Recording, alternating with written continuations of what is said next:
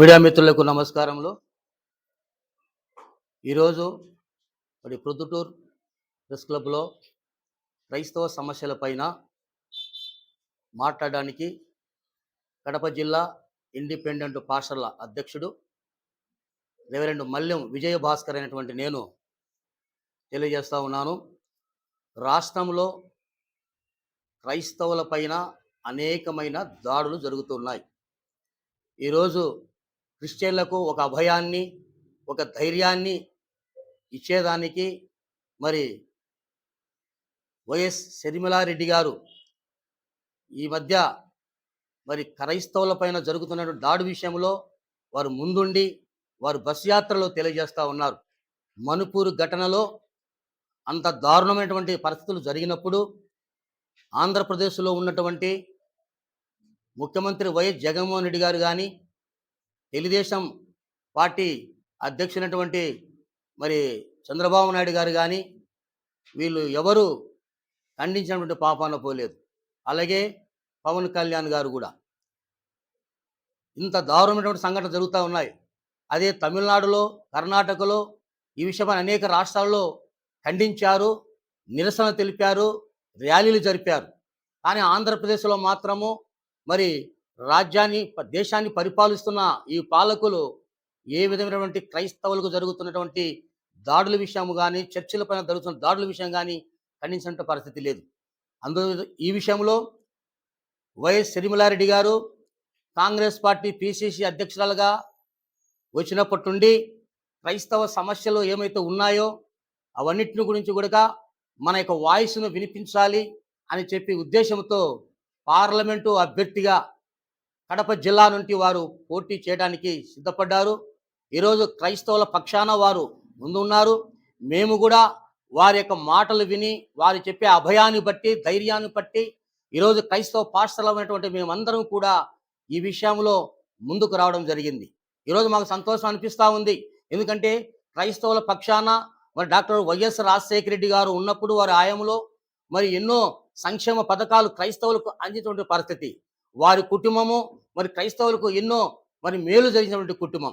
అదే కుటుంబం నుంచి తండ్రి యొక్క ఆశయాలను తూచి తప్పకుండా పాటించాలనే ఉద్దేశంతోనే, ఆ ఆశయాలను నెరవేర్చాలనే ఉద్దేశంతోనే ఒక కాంగ్రెస్ పార్టీ ఈ భారతదేశానికి ఒక సెక్యులర్ పార్టీ, అన్ని మతాలను కలుపుకునేటువంటి పార్టీ కాంగ్రెస్ పార్టీ ఈ దేశానికి రక్షణ ఇచ్చేది.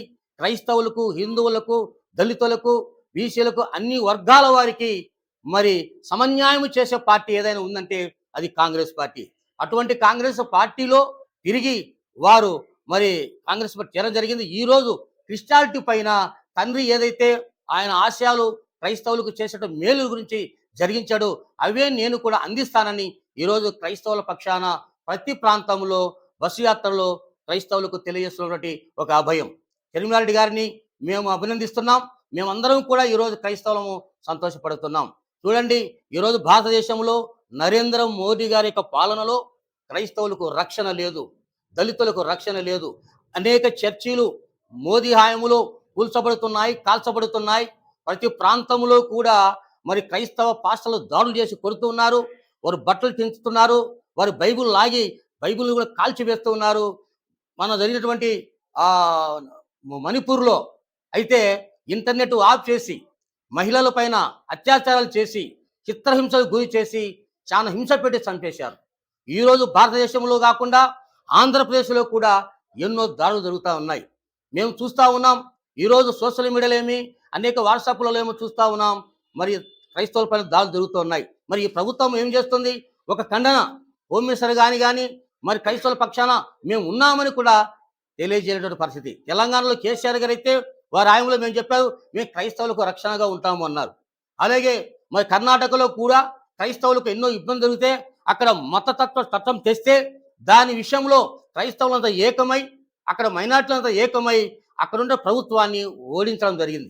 ఈరోజు జగన్మోహన్ రెడ్డి గారు కూడా క్రైస్తవులకు చేసినటువంటిది ఏమీ లేదు. ఆనూర్యం అన్నాడు. ఆ ఆనూర్యం కూడా కేవలము 8 నెలలు మాత్రమే ఇచ్చాడు. క్రైస్తవులకు తీవ్రమైనటువంటి అన్యాయం చేసిన ఎవరు అంటే వైఎస్ జగన్మోహన్ రెడ్డి గారు. ఆయన గుండె మీదలా ఆయన అంతరాత్మ మీద చేసుకొని చెప్పమనండి, నేను క్రైస్తవులకు ఇది చేశానని. ఒక చర్చి కట్టించాడా? చర్చిలకు నిధులు ఇచ్చాడా? లేకపోతే జెరూసలేం కానీ ఏ విధమైన క్రిస్టియానికి సంబంధించిన సంక్షేమ పథకాలలో ఏ ఒక్కటి కూడా ఆయన అమలు చేయలేదు. ఈరోజు క్రిస్టియన్ మైనారిటీలోకి పోతే ముస్లిం మైనారిటీలో గాని ఒక్క రూపాయి కూడా బడ్జెట్ లేదు.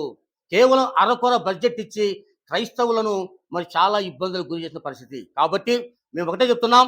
ఈరోజు క్రైస్తవులమంతా కాంగ్రెస్ పార్టీలో మరి పార్లమెంటు అభ్యర్థిగా పోటీ చేస్తుంటే వైఎస్ షర్మిలారెడ్డి గారు ఈ యొక్క కడప జిల్లాలో వారు పోటీ చేస్తున్నారు కనుక వారిని బలపరచడానికి మా యొక్క సపోర్ట్ ఇవ్వడానికి కూడా మేము సిద్ధపడి ఉన్నాం. ఈరోజు క్రైస్తవులందరూ కూడా, ఎందుకంటే ఆమె మరి వాళ్ళ యొక్క కుటుంబం కానీ బ్రదర్ అనిల్ కుమార్ గారు వారు అనేక మంది సేవకులకు చర్చి నిర్మాణాలు కట్టిస్తూ వారి జీసస్ చారిటబుల్ ట్రస్ట్ ద్వారా మరి ఎన్నో సేవా కార్యక్రమాలు చేస్తూ సేవకులకు మరి ఎన్నో మేలు ఇస్తున్నటువంటి కుటుంబం అది. ఈరోజు ఆ కుటుంబము ఈరోజు క్రైస్తవులకు మేము అండగా ఉంటాం. ప్రతి విషయంలో మేము వారికి ముందుకుండి ఏ కార్యక్రమానికైనా మేము సంసిద్ధంగా ఉన్నామని చెప్పేసి ఈరోజు వారు తెలియజేస్తున్నారు. ఆ అభయంతోనే మేము క్రైస్తవులందరూ కూడా మరి వైఎస్ షర్మిలారెడ్డి గారికి మద్దతు ఇస్తున్నాం. సంపూర్ణమైన మెజార్టీతో కడప జిల్లాలో పార్లమెంట్ అభ్యర్థిగా గెలిపించి తీరుతామని కూడా ఈ సందర్భంగా మేము తెలియజేస్తున్నాం. మా యొక్క విన్నపాన్ని, మా మద్దతును సంపూర్ణంగా వారికి ఇస్తున్నాం. అంతేకాకుండా కాంగ్రెస్ పార్టీ ఆంధ్రప్రదేశ్లో విజయడంకా మోగిస్తుందని, ఎందుకంటే మోడీ ఫెయిల్ అయ్యాడు, అలాగే మరి పరిపాలనలో అలాగే వైఎస్ జగన్మోహన్ రెడ్డి గారు కూడా ఫెయిల్ అయిపోయారు. ఇవన్నీ కూడా ప్రజలు గ్రహించారు. ఈరోజు కాంగ్రెస్ పట్టం కట్టడానికి సంసిద్ధంగా ఉన్నారు. ఖచ్చితంగా విజయం తథ్యమని కూడా మేము ఈ సందర్భంగా తెలియజేస్తా ఉన్నాం. జి ఈశ్వరయ్య, సిపిఐ రాష్ట్ర కార్యదర్శి వర్గ సభ్యుల్ని. ఈరోజు కడప పార్లమెంటుకు పోటీ చేస్తున్నటువంటి వైఎస్ షర్మిలారెడ్డి గారిని గెలిపించాలని చెప్పి విజ్ఞప్తి చేస్తూ ఆమెకు మద్దతుగా క్రైస్తవ సమాజం నుంచి దైవ ప్రసంగికులుగా ఉన్నటువంటి అనేక మంది పాస్టర్స్ అంతా కూడా ఆమెకు మద్దతు తెలియజేయడానికి, వారి సంఘీభావాన్ని ప్రకటించడానికి ఈ సందర్భంగా వాళ్ళు ప్రకటించారు. ముఖ్యంగా భారతదేశంలో 28 రాజకీయ పార్టీలు ఇండియా కూటమిగా ఏర్పాటు చేసుకొని, ఆ ఇండియా కూటమిలో భాగంగా Congress party, CPI, CPM, Aam Aadmi, అదేవిధంగా ఇతర రాజకీయ పార్టీలన్నీ కలిసి దేశంలో నరేంద్ర మోడీ నాయకత్వాన్ని నడుస్తున్నటువంటి ఎన్డీఏ ప్రభుత్వాన్ని ఈ 2024 ఎన్నికల్లో ఓడించి ఇండియా కూటమిని అధికారంలోకి తీసుకునేటువంటి లక్ష్యంతో దేశవ్యాప్తంగా పనిచేస్తూ ఉన్నాం. అందులో భాగంగానే ఆంధ్రప్రదేశ్లో ఇండియా కూటమి ఏర్పాటు చేసుకొని కమ్యూనిస్టులు, కాంగ్రెస్ పార్టీ కలిసి సమైక్యంగా ఈ రాష్ట్రంలో ఎన్నికల పోరాటంలో నిలిచాం. ఇక్కడ కడప జిల్లాలో వైఎస్ షర్మిలారెడ్డి గారు ఎంపీగా పోటీ చేస్తూ ఉన్నారు. ఆమెను గెలిపించాలని చెప్పేసి భారత కమ్యూనిస్టు పార్టీ సిపిఐ రాష్ట్ర కార్యదర్శి వర్గం నుంచి మేము విజ్ఞప్తి చేస్తున్నాం ప్రజలందరికీ. ఈరోజు దేశాన్ని పరిపాలన చేస్తున్నటువంటి నరేంద్ర మోడీ గారు దేశంలో ఉన్మాదాన్ని రేకెత్తించేటువంటి పద్ధతుల్లో లౌకికవాదానికి తూట్లు పొడిచి భారత రాజ్యాంగాన్ని విచ్ఛిన్నం చేసేటువంటి చర్యలకు రోజు రోజుకు పూనుకుంటున్నటువంటి పరిస్థితి కళ్ళ ముందు గమనిస్తూ ఉన్నాం. మొన్ననే రాజస్థాన్ ఎన్నికల ప్రచారం లేకపోయినటువంటి సందర్భంలో ఈ దేశంలో ఉన్నటువంటి ముస్లింలను మన హిందువుల ఆస్తులన్నీ కూడా ఆక్రమిస్తారని చెప్పేసి ఒక రెచ్చగొట్టేటువంటి ఉన్మాదాన్ని క్రియేట్ చేసేటువంటి ప్రకటనలు ఇవ్వడం జరిగింది. అది ఒకటే కాదు, నరేంద్ర మోడీ గారు అధికారంలోకి వచ్చిన తర్వాత ఈ దేశంలో ఆదివాసులపైన, గిరిజనులపైన, ప్రత్యేకించి దళితులు, దళిత క్రిస్టియన్స్ పైన పెద్ద ఎత్తున దాడులను చేస్తూ పరమత సహనం, పరమత స్వేచ్ఛ అనే దానికి విఘాతం కలిగించి భారత రాజ్యాంగం కల్పించినటువంటి స్వేచ్ఛను హరించేసినటువంటి పద్ధతుల్లో ఈరోజు నరేంద్ర మోడీ పరిపాలన దేశంలో కొనసాగుతూ ఉంది. అందుకనే మేము ప్రజలందరికీ కూడా పిలుపునిస్తూ ఉన్నాం. భారతదేశం అన్నటువంటిది భిన్నత్వంలో ఏకత్వంగా ఉన్నటువంటి దేశం. అలాంటి దేశంలో అన్ని మతాలు, అన్ని జాతులు రాజ్యాంగానికి లోబడి, ఆ పరిమితులకు లోబడి వారి వారి పద్ధతుల్లో వారు ఈరోజు అనేక స్వేచ్ఛను అనుభవించాల్సినటువంటి పరిస్థితి ఉంది. అలాంటి వాటికి భిన్నంగా నరేంద్ర మోడీ గారు, ఎన్డీఏ ప్రభుత్వం అలాంటి వ్యవహార శైలిని నడుపుతా ఉంది. పేరుకు మాత్రమే అంబేద్కర్ పేరు చెప్తా ఉన్నారు. మళ్ళీ ఇంకొక వైపు నుండి అమిత్ షా గారు కానీ మరొకరు వాళ్ళ మినిస్ట్రీలో ఉన్నటువంటి అనేక మంది మంత్రులు ఈసారి మాకు 400 సీట్లు ఇవ్వండి, భారత రాజ్యాంగాన్నే మేము మారుస్తామని చెప్పేసి ప్రకటిస్తూ ఉన్నాడు. అంటే భారత రాజ్యాంగం మార్చడం అంటే ఈ దేశంలో ఉన్నటువంటి హరిజన, గిరిజన, దళిత మైనారిటీల యొక్క హక్కులను కాళ్ళరాచి వేయడమే తప్ప మరొకటి కాదు. అందుకనే ప్రజలకు మేము విజ్ఞప్తి చేస్తున్నాం. ఎస్సీలు కావచ్చు, ఎస్టీలు కావచ్చు, బీసీలు కావచ్చు, మైనారిటీలు కావచ్చు, దేశ హితమును కోరుకునేటువంటి వాళ్ళు నరేంద్ర మోడీని అధికారంలోకి రాకుండా నిలువరించడానికి కావాల్సినటువంటి అన్ని రకాల ప్రయత్నాలు చేయాలి. అందుకోసం అని చెప్పేసి మేము ఈ సందర్భంగా ప్రజలందరికీ పిలుపునిస్తా ఉన్నాం. ఎన్డీఏ కూటమిని ఓడించడం ద్వారానే భారత రాజ్యాంగాన్ని కాపాడుకోవాలి. ఎన్డీఏ కూటమిని ఓడించడం ద్వారానే దేశ ప్రజాస్వామిక లౌకిక వ్యవస్థ పునాదులను పరిరక్షించుకోవాలి తప్ప ఎన్డీఏ మళ్ళీ మూడోసారి అధికారంలోకి వస్తే ఈ దేశం విచ్ఛిన్నమవుతుంది. రేపు 15 ఆగస్టు నాడు నరేంద్ర మోడీ గారు ఢిల్లీలో ఎర్రకోట పైన నుంచి ఇచ్చేటువంటి ఉపన్యాసం ఒక విద్వేషాన్ని రెచ్చగొట్టేటువంటి ఉపన్యాసాలే తప్ప ఈ దేశాన్ని విచ్ఛిన్నం చేసేటువంటి ఉపన్యాసాలే తప్ప వేరొకటి కాదు.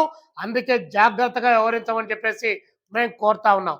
ముఖ్యంగా ఇక్కడికి సంబంధించి నరేంద్ర మోడీ గారిని ఓడించమని, ఇక్కడ నరేంద్ర మోడీ గారు అంత ప్రభావం లేదు కదా, 6 సీట్లలో మాత్రమే ఎంపీకి పోటీ చేస్తూ ఉన్నారు, 10 అసెంబ్లీ సీట్లకే పోటీ చేస్తూ ఉన్నారని మనందరికి కూడా ఒక అనుమానం కలగచ్చు. కానీ ఇక్కడ ఉన్నటువంటి మన రాష్ట్రంలో ఉన్నటువంటి బీజేపీ పార్టీ అంటే బాబు, జగను, పవను వీళ్ళు ముగ్గురు కలిపితే బీజేపీ పార్టీ తప్ప వేరొకటి కాదు. అందుకనే ఒక ఆయనేమో ప్రత్యక్షంగా పొత్తు పెట్టుకున్నాడు, ఇంకొక ఆయనేమో పరోక్షంగా పొత్తు పెట్టుకొని బీజేపీ ఏం చెప్పితే అదంతా వింటా ఉన్నారు. ఇక్కడ రాష్ట్రానికి ఎంత అన్యాయం జరిగినా కూడా ఈ రాష్ట్ర హక్కులను పరిరక్షించడానికి ఏమాత్రం ప్రయత్నం జరగడం లేదు. మేము అడుగుతా ఉన్నాం, జగన్మోహన్ రెడ్డి గారిని అడుగుతా ఉన్నాం, మీరు ఈ రాష్ట్రానికి ప్రత్యేక హోదా తీసుకొని వచ్చారా? ప్రత్యేక ప్యాకేజీ తీసుకొని వచ్చారా? రాయలసీమకు ప్రత్యేక ప్యాకేజీ వచ్చిందా? ఉత్తరాంధ్రకు ప్రత్యేక ప్యాకేజీ వచ్చిందా? లేదు బుందేల్ఖండ్ తరహా ప్యాకేజీ ఈ రాష్ట్ర అభివృద్ధిలో ఎక్కడైనా వచ్చిందా? అంత దూరం వద్దు, ఇక్కడే పక్కన అక్కడ జమ్మలమడుగులో ఉన్నటువంటి స్టీల్ ప్లాంట్ 2007లో డాక్టర్ వైఎస్ రాజశేఖర రెడ్డి గారు దానికి శంకుస్థాపన చేశాడు. 2018లో చంద్రబాబు నాయుడు గారు శంకుస్థాపన చేశారు. 2019లో జగన్మోహన్ రెడ్డి గారు డిసెంబర్ 23వ తారీఖు ఒకసారి శంకుస్థాపన చేశాడు. 2023లో మళ్ళీ ఇంకోసారి జిందాల్ వాళ్ళు 8,300 కోట్ల రూపాయలు డబ్బులు కేటాయించామని చెప్పేసి ప్రకటించాడు. అంటే పాడింది పాడరా,